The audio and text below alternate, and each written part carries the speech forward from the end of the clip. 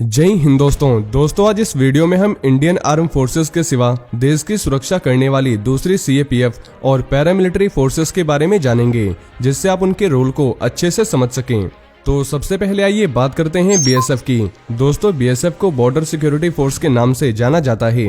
वहीं 1962 के वॉर के बाद एक यूनिफाइड सेंट्रल आर्म फोर्स बनाने की जरूरत पड़ी ताकि पाकिस्तान की 3323 किलोमीटर लंबी सीमा की निगरानी की जा सके। तब 1 दिसंबर 1965 में इस पैरामिलिट्री फोर्स का गठन किया गया। साथ ही बीएसएफ को पूर्वी और पश्चिमी पाकिस्तान की सीमाओं पर तैनात किया गया है और 1971 के वॉर के बाद इन्होंने नए देश बने बांग्लादेश की सीमा की निगरानी की है। मौजूदा समय में 2,70,363 एक्टिव पर्सनल बीएसएफ में काम करते हैं और ये देश की 6,386 किलोमीटर लंबी सीमाओं की निगरानी करते हैं। वैसे बीएसएफ का मेन काम सीमा के आसपास हो रहे एंटी सोशल एलिमेंट्स, कम जोखिम वाली जगहों को अपने कंट्रोल में रखना, सीमा से देश में एंटर करने वाले घुसपैठियों को रोकना, सीमा के आसपास मौजूद गाँव और कस्बों के लोगों की जान बचाना, साथ ही ऐसे और भी कई काम ये जवान करते हैं। इसके अलावा बीएसएफ को आतंकी और नक्सली एक्टिविटीज को रोकने के लिए जम्मू कश्मीर, पंजाब और देश के दूसरे हिस्सों में भी तैनात किया गया है और इनकी खुद की कई विंग्स हैं, जैसे आर्टिलरी विंग और कैमल विंग। तो अब आइए बात करते हैं आईटीबीपी की। दोस्तों, आईटीबीपी का full form Indo Tibetan border police force है। वहीं 24 अक्टूबर 1962 को the Indo Tibetan boundary police बनाई गई थी ताकि भारत और तिब्बत की सीमा की निगरानी की जा सके। उस समय इसके लिए सिर्फ 4 बटालियन बनाने की अनुमति मिली थी। साथ ही इसे पहले सीआरपीएफ एक्ट के तहत बनाया गया था। बाद में 1992 में आईटीबीपी एक्ट लाया गया। वैसे आईटीबीपी 3488 किलोमीटर लंबी चीन की सीमा की निगरानी करती है और इसे ये जिम्मेदारी 2004 में दी गई थी। 2004 में ही इसने सिक्किम और अरुणाचल प्रदेश में चीन की सीमा पर तैनात असम राइफल्स से ये जिम्मेदारी ले ली थी।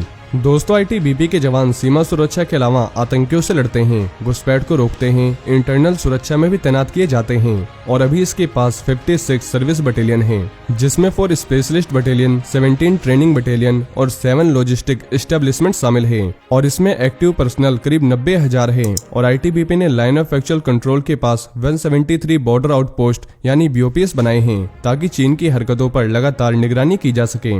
दोस्तों, आईटीबीपी को civil medical camp, disaster management, chemical और न्यूक्लियर अटैक की पूरी ट्रेनिंग दी जाती है और इन्हें संयुक्त राष्ट्र संघ के शांति मिशन में भी तैनात किया जाता है। और आईटीबीपी की 2 battalion national disaster management response force में तैनात है। साथ ही आईटीबीपी के जवान लद्दाख में काराकोरम पास और अरुणाचल प्रदेश के दिपुला तक तैनात हैं और ये माउंटेन ट्रेंड भी होते हैं, यानी ये पेशेवर माउंटेनियर और स्कीयर होते हैं।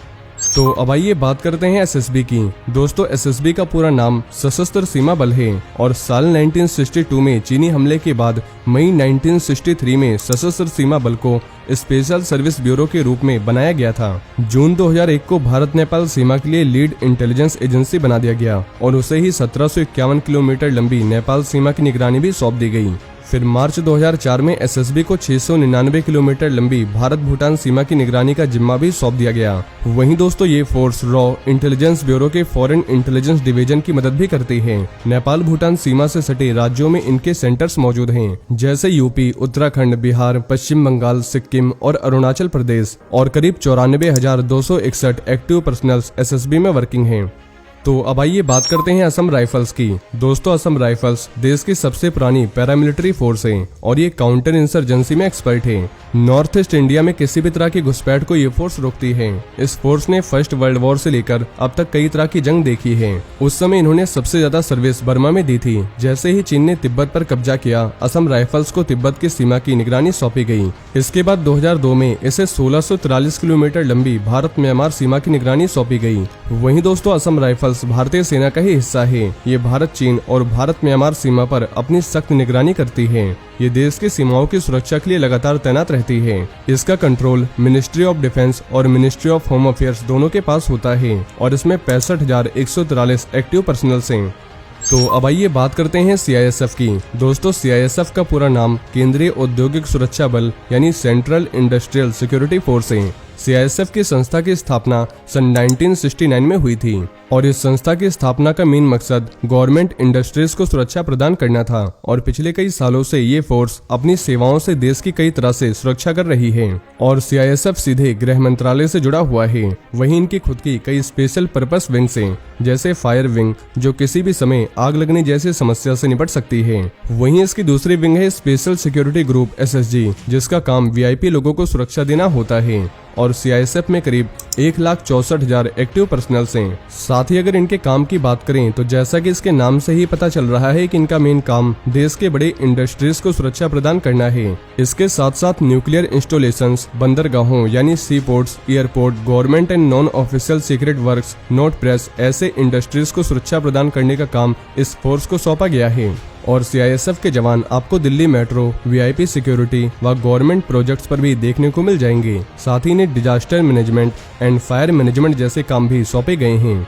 तो अब आइए बात करते हैं सीआरपीएफ की। दोस्तों, सीआरपीएफ को सेंट्रल रिजर्व पुलिस फोर्स या केंद्रीय रिजर्व पुलिस बल भी कहते हैं और ये देश की सुरक्षा में बड़ी भूमिका निभाते हैं। दोस्तों, सीआरपीएफ देश के अंदर की सुरक्षा से लेकर बॉर्डर एरियाज की सुरक्षा और एंटी नक्सल ऑपरेशंस में भी बड़ा रोल निभाते हैं। साथ ही जम्मू एंड कश्मीर के ज्यादातर ऑपरेशंस में सीआरपीएफ के जवानों का बड़ा रोल रहता है। वहीं देश के अंदर दंगे जैसे सिचुएशन से भी निपटने के लिए सबसे पहले सीआरपीएफ को याद किया जाता है और ये प्राकृतिक आपदाओं के दौरान बचाव और राहत के ऑपरेशंस के साथ VIP लोगों की सुरक्षा व इलेक्शंस के दौरान भी बड़ी भूमिका निभाते हैं। और देश की आजादी से पहले 27 जुलाई 1939 को केंद्रीय रिजर्व पुलिस फोर्स की स्थापना हुई थी। पहले इसे क्राउन रिप्रेजेंटेटिव पुलिस के रूप में जाना जाता था, लेकिन 28 दिसंबर 1949 को संसद के एक अधिनियम द्वारा इस बल का नाम केंद्रीय रिजर्व पुलिस बल कर दिया गया और ये इंटरनल यानी देश के अंदर की सुरक्षा के लिए जिम्मेदार सबसे बड़ा संगठन है। और इसकी मेन 2 विंग्स हैं, एक रैपिड एक्शन फोर्स जिसको हम RAF के नाम से जानते हैं, जिनका काम अशांति के समय माहौल को कंट्रोल करना होता है। वहीं सेकंड विंग है कोबरा। ये एक कमांडो विंग है जिसे जंगल वॉरफेयर में एक्सपर्ट माना जाता है और इन्हें काफी हार्ड ट्रेनिंग दी जाती है जिससे नक्सलियों से निपट सकें। वहीं इसके अलावा भी इसके कुछ और विंग्स हैं जिनका काम थोड़ा अलग है, जैसे special duty group, valley quick action team, parliament duty group और मौजूदा समय में सीआरपीएफ में करीब 3,14,000 एक्टिव पर्सनल्स हैं, जिसकी वजह से ये देश व दुनिया की सबसे बड़ी पैरामिलिट्री फोर्स है। तो अब आइए बात करते हैं कोस्ट गार्ड की। दोस्तों, 1960 के समय में समुद्री रास्तों से लगातार हो रही तस्करी और कोस्टल एरियाज के पास बड़ी मात्रा में मछली पकड़ने की एक्टिविटीज में अवैध आवाजाही की पहचान न हो पाना, खासकर तब जब मछुआही क्राफ्टों के रजिस्ट्रेशन के लिए किसी इफेक्टिव नियम का लागू न होना, ऐसे कई वजह से देश को बहुत बड़ा आर्थिक नुकसान हो रहा था। इस नुकसान को रोकने के लिए सख्त नियमों और कार्यवाही के लिए रुस्तम जी आयोग का गठन किया गया और इसी आयोग ने नेवी के साथ तटरक्षक बलों यानी कोस्ट गार्ड की भी जरूरत को महसूस किया और इसकी सिफारिश की।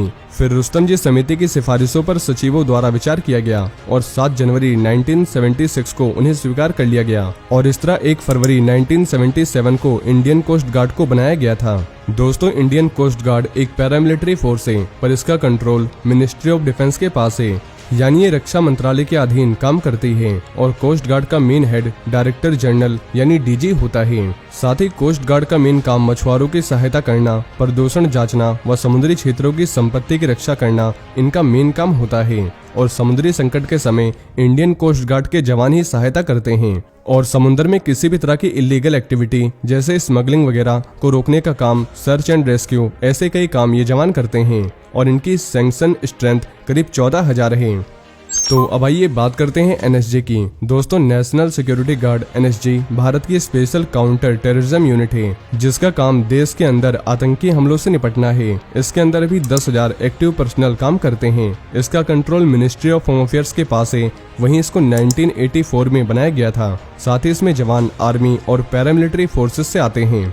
तो दोस्तों, मुझे उम्मीद है अब आप इन फोर्सेस के बारे में समझ गए होंगे, लेकिन फिर भी अगर आपके मन में इनसे जुड़े कोई सवाल हैं तो आप नीचे कमेंट बॉक्स में हमसे पूछ सकते हैं। वहीं अगर आप ऐसी और भी फोर्सेस के बारे में जानना चाहते हैं तो आपको नीचे डिस्क्रिप्शन में ऐसी और भी कई वीडियोस मिल जाएंगी और ये इन्फॉर्मेशन अगर आपके लिए यूजफुल रही हो तो वीडियो को ज़्यादा से ज़्यादा शेयर करें और चैनल को सब्सक्राइब करना न भूलें। जय हिंद, जय भारत।